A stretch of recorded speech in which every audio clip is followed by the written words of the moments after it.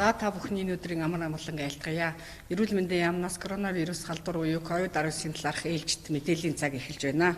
За коронавирус халдвар дэлхийн 216 улс орон нутаг дэвсгэрт бүртгэгдэж 22 сая 303 мянган хүн өвчилж 793 мянган хүн энэ өвчний улмаас энтсэн байна. Харин 15 сая гаруй хүн эдгэрч эмнэлгээс гарсан байна. За 24 цагийн хугацаанд 255 мянган хүн шинээр коронавирусын халдвар авч энэ өвчний улмаас 6 мянга гаруй хүн энтсэн ийм үзүүлэлттэй байна. За 24 цагийн хугацаанд манай хөрш Оросын холбооны улсад 4828 хүн өвчилж 117 хүн нас барсан. За энэ сүүлийн 2 сар дараалан Оросын холбооны улсын өвчил 1000 гаруй тохиолдолд буурах ийм хандлагатай байна. За харин бүгд найрамдахад ард улсад 33 шинэ тохиолдол бүртгэгдсэний 7 тохиолдлыг гадаад улс орноос зөөвөрлөгдөн ирсэн гэж үзсэн байна. За Япон улсад өвчил сүүлийн сар гаруйн хугацаанд бол байнга нэмэгдэж байгаа. За 24 цагийн хугацаанд 1072 хүн шинээр халдвар авч 14 хүн эмтсэн байна. За тус улсад залуучуудын дунд өвчил их гарч байгаа. Ийм ч учраас албан хаагчдыг аль болох цахимаар гэрээсээ ажиллаа хийх ийм нөхцөл бололцоог бүрдүүлж аль болох хүний бөөгнөрл үүсэхгүй талын арга хэмжээг авч байна. За бүгд найрамдах Солонгос улсад бол 288 тохиолдол 24 цагийн хугацаанд бүртгэгдсэн. За үүний 12 тохиолдлыг гадаад улс орноос зөөвөрлөгдөн орж ирсэн тохиоллоо гэж үзсэн байна. За Солонгос улсын хувьд та бүхэн мэдж байгаа.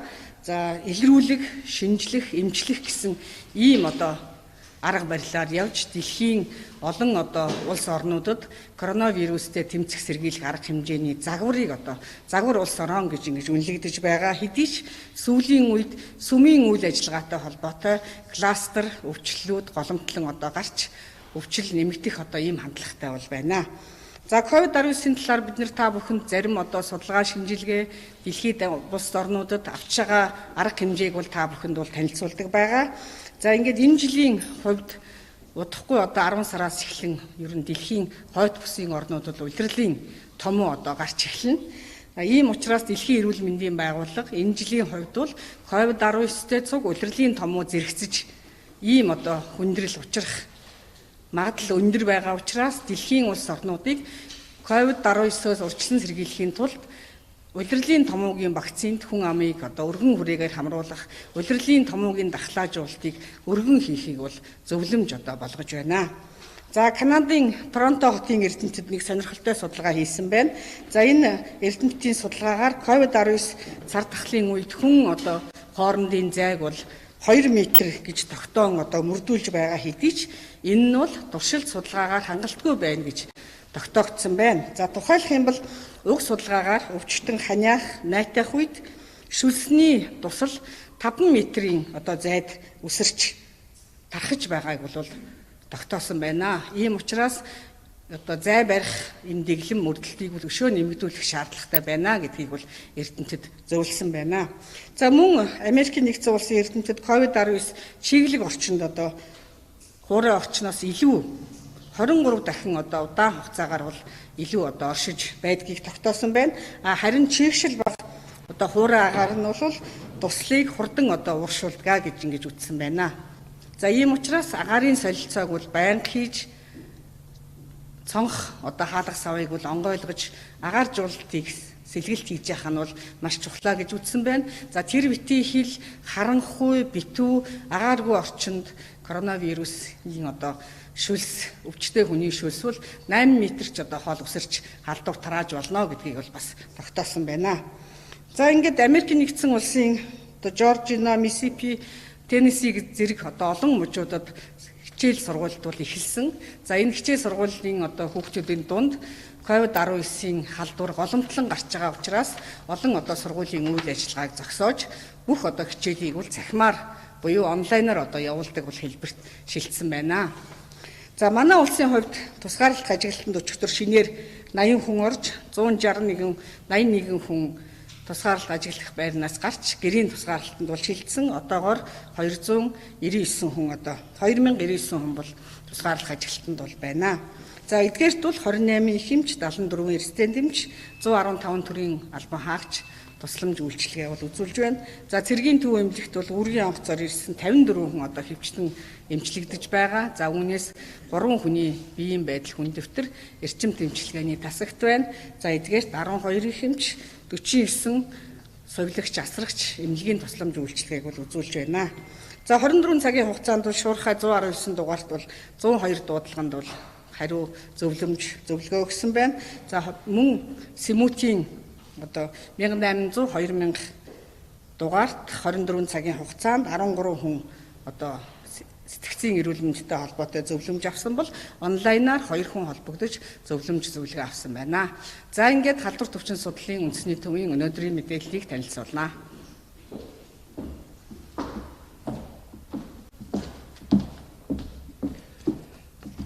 За сайн байцгаана уу.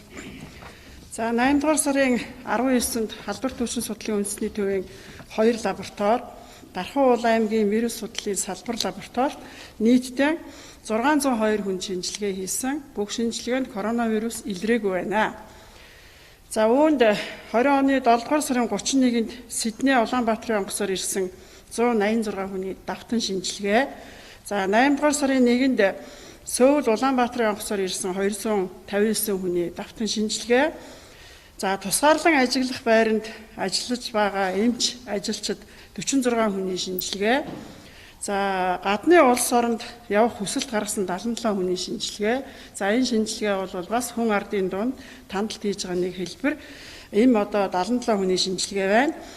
За хөсөөдөд тусгаарлагдсан 3 хүний давтан шинжилгээ. За тандалтын зорилгоор ирсэн 6 сорьц. Энэ бол Баянгол дүүрэг, Хан уул дүүргийн өрхийн эрүүл мэндийн төвийн сорьцнууд байна. За тусгаарлан ажиглах байранд тусгаарлагдж байгаа 5 хүний давтан шинжилгээ. За Алтан булгийн боомтоор орж ирсэн 20 автоврын жолоочийн шинжилгээ байна. За эдгээр шинжилгээнд коронавирус илрээгүй. За нийт Монгол улсад батлагдаж зөөвөрлөгдөн орж иж батлагдсан 298 тохиолдол, эдгэрсэн 281. За 281 хүнээс 52 хүн соёлын ажиглалтанд байна.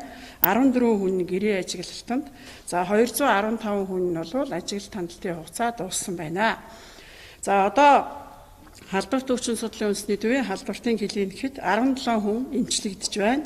За 17 хүний 15 хүний биеийн байдал хөнгөн, 2 хүний биеийн байдал хүндөвтөр байна. За 65-аас дээш насны 2 хүн байна.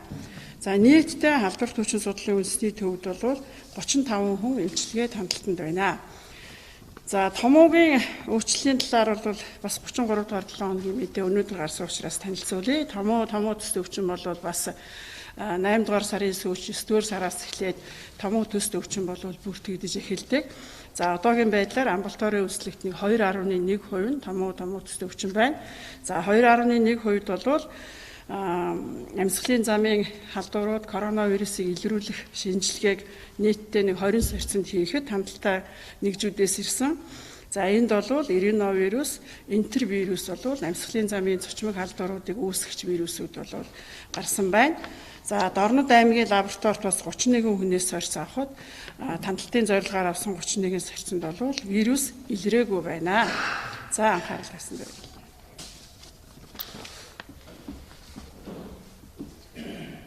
За зооносын өвчин судлалын үндэсний төвөөс мэдээлэл нэ. За та бүхэнд энэ өдрийн мэндийг хүргэе. За 8 сарын 14-өөс 20 буюу өнгөрсөн 7 хоногт зооносын өвчин судлалын үндэсний төвийн хариу арга хэмжээний баг Сөүл Улаанбаатарын энгийн нислэг, Сөүл Улаанбаатар Таран зэтгсэн 2 нислэгээр 530 иргэнийг хүлээн авч халдвар гүйтгэлийн тусламж үйлчилгээ үзүүлж тэдний бичиг баримт чатэш шин эцсийн халдвар гүйтгэл ажилласан. За нөгөө талаар 2 онгоц 25 тээврийн хэрэгсэл 2 тусгаарлах байранд эцсийн халдвар гүйтгэлийг хийж халдвар зөөвөрлөгдөн орж иж олон нийтийн дунд тархахаас урьдчилан сэргийлэн ажиллалаа. За Сэлэнг аймгийн зүст Орсын холбооны улсаас Алтан булгийн боомтоор орж иж байгаа 9 тэр машины 150 тонн ачаанд мөн эцсийн халдвар гүйтгэл хийж ажилласан байна. За манай вирусологийн лабораторид Улаанбаатар хотын 2 тусгаарлах байрны ажилтнанд байгаа 150 хүнээс одоо сорьц авч PCR шинжилгээ хийсэн. За энд коронавирусын халдвар илрээгүй байна. За мөн иргэдэд зөвлөгөө мэдээлэл өгөх 20 70 28 43 93 утсанд 14 дуудлага ирж зөвлөгөө өгж ажилласан байна. За мөн эрүүл мэндийн яам халдвар төвчийн судлалын үндэсний төвтэйг хамтран хичээлийн шинжилгээ эхэлж байгаатай холбогдуулан сургуулийн болон сургуулийн өмнөх насны байгууллагуудын 800 гаруй эмчнэрт бол коронавирусын халдвар, түүний дамжих арга зам, за халдвар хамгааллын дэглэм талаар бол одоо сургалтыг үе шаттайгаар зохион байгуулан ажиллаж байна. За ер нь коронавирусын халдварын эрсдэл дэлхийн нийтэд дахин сэргийж идэвхжэлтэй байгаа үед хичээл сургууль эхэлж байгаа нь бол үед бид одоо анхааралтай улам сайн тавих ёстой. За ялангуяа одоо багш сургуулийн бага насны болон сургуулийн өмнөх насны цэцэрлэгийн одоо багш нар бол өглөөний асуумжийг маш сайн авах, ямар нэгэн зовёртой томоогийн шинж тэмдэгтэй хүмүүстээ бол авахгүй байх, мөн эцэг эхчүүд одоо ийм хүүхдээ өгөхгүй байх нь бол энэ халдвар олон нийтийн дундахаас сэргийлэх маш сайн арга гэдгийг одоо нийт ойлгох хэрэгтэй. Нөгөө талаар хэрвээ ямар нэгэн өвчлөлийн шижигтэй тохиол гарах 2-оос дээш хүүхэд одоо үүдэх юм бол энийг сургуулийн удирдлага мөн эрүүл мэндийн байгууллагуудтай хэлж тухайн ангийн хичээлийг одоо төр зогсоох хүртэл арга хэмжээ авах нь халдвар дамжихаас сэргийлэх маш сайн арга гэдгийг анхаарах хэрэгтэй. Нөгөө талаар бол анги танхимын цэвэрлэгээ, байнгын халдвар гүйжилтийн асуудалд онцгой анхаарах, агааржуулалтыг гээд бүхэл асуудлуудаар онцгой анхаарахгүй болохгүй гэдгийг энэ ташрамд хэлье. За өнөөдрийн байдлаар таргын дахлын с 'эгтээ 13 тохиолдол бүрдэгдсэний 4 нь оншуудлагдсан. За энэний Говьтай аймагт 16 настай хүү, за Ховд аймагт 42 настай эрэгтэй хоёр одоо нас орсон ийм эмгэлтэй явдал гарсан байгаа. Хэдийгээр ийм аимшигтай байдал гараад нийт батлагдсан тохиолдлын 50% нь одоо нас баралтанд хүрчээд байхад иргэд маань энэ талаар одоо чүүхэн очирхгүй, зарим хариуцлагагүй нөхдүүд тарваг алах, одоо хүнсэнд хэрэглэх, хот суурин газар руу тээвэрлэх зэрэг талдаад ийм үйлдэлүүдийг маш ихээр хийж байна. За энийг одоо иргэд маань таслан зогсоогооч гэж хэлмээр байна. За 8 сарын 16-нд Ховд аймгийн цэцэг суманд мөн дахин даргын дахлын с 'эгтэй тохиолдол бүрдэгдсэн. За энд Ховд аймгийн зүст бүсэн онцлогын эмчилгээний төвийнхэн маань голомтон тариу арга хэмжээг хөндлөлтөй зохион байгуулан ажиллаж, за сорьц материалыг үндэсний төв рүү явуулсан. За манай молекуляр биологийн лабораторид одоо PCR шинжилгээ хийж оншийг үгүйсгэсэн байгаа. За мөн эрүүл мэндийн сайдын 7 сарын 21-ний өдөр даргын дахлаас сэргийлэх хянах тухай 24 тоод албан тушаалыг хэрэгжүүлэх хүрээнд 7 хоног үрийн пүрэв гарагт бол орон нутгийн эрүүл мэндийн байгууллагууд руу чиглэсэн одоо даргын дахлаас сэргийлэх чиглэл юг сургалтыг бол тогтмол явуулж байна. За нөгөө талаар энэ сургууль хичээлийн шинжил эхэлж байгаатай холбоотой нийслэл хот суурин газрууд руу одоо чиглэл хүмүүс уурсгал маш ихсэж байгаа. За хүн амын ягтрал ихсэх хөдөлгөөн нэмэгддгээр халдвар төвчний эрсдэл одоо нэмэгддэг юм хуультай. Ийм учраас иргэд маань энэ дээр онцгой анхаарах хэрэгтэй. Хот суурин газар руу тарвны тулам түүх идэрхтнийг тээвэрлэн оруулж ирэх явдлыг таслан зогсоох, ялангуяа жолооч нар бас ачаа авахтаа энэ дээр онцгой анхаарахыг уриалж байна. За анхаарал тавьсан явдал баярлалаа.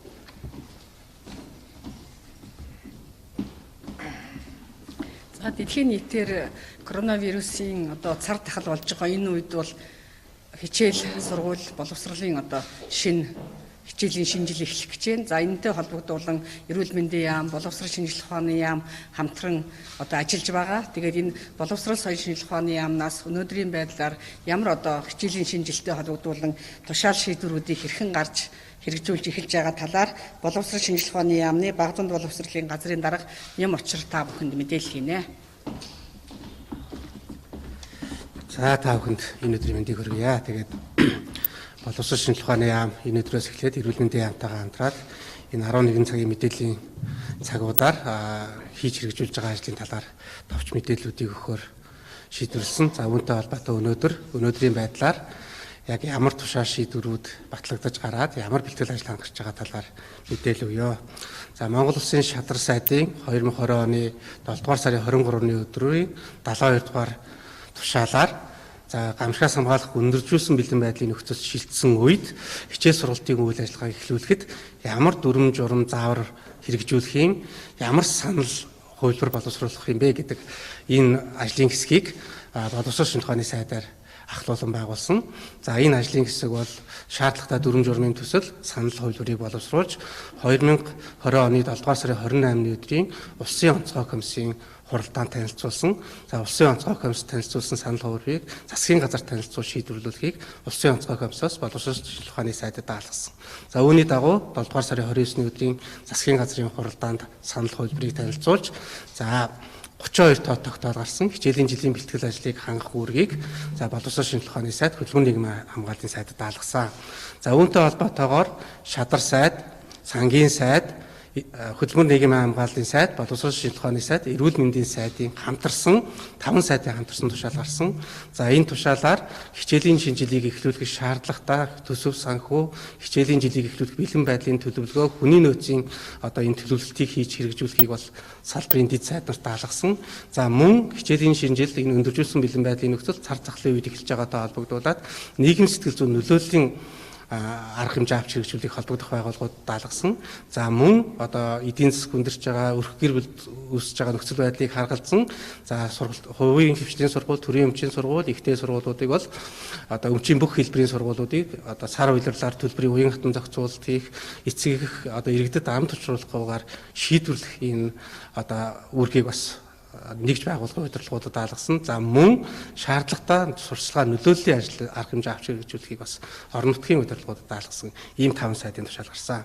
За мөн Монгол Улсын шадар сайдын 2020 оны 02 дугаар албан даалгавар гарсан.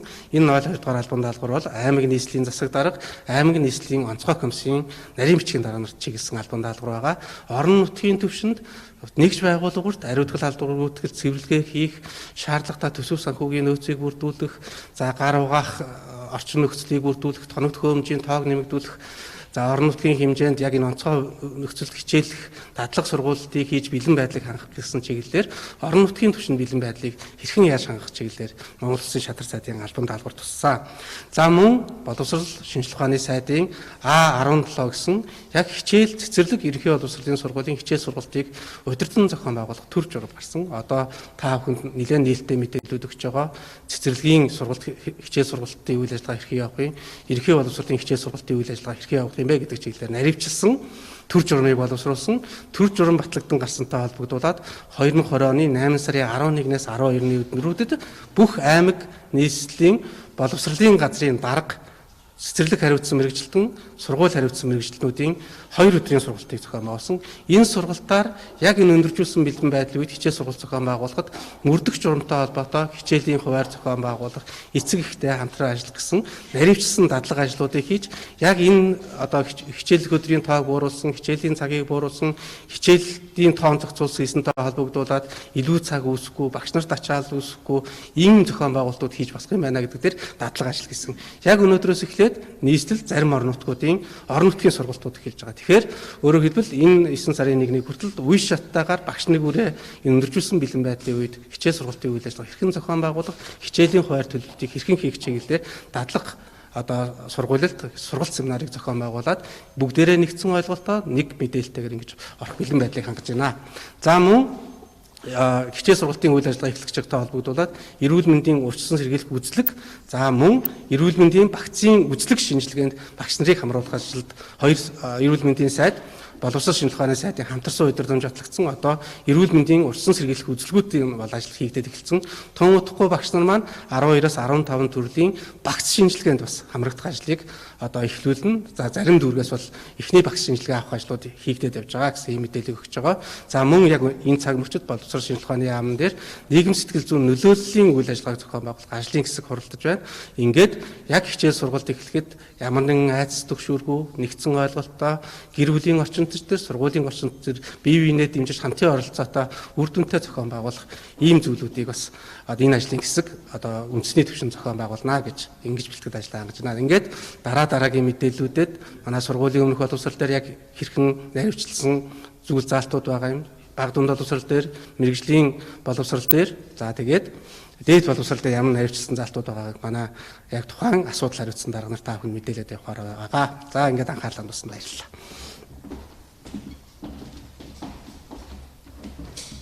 За баярлалаа. Өнөөдрийн мэдээлэл дуслаа. Та бүхний сонирхсан асуултанд хариулъя. За баярлалаа. Маргааш ээлжит мэдээллийн цагаараа хэрэгэн уулзъя.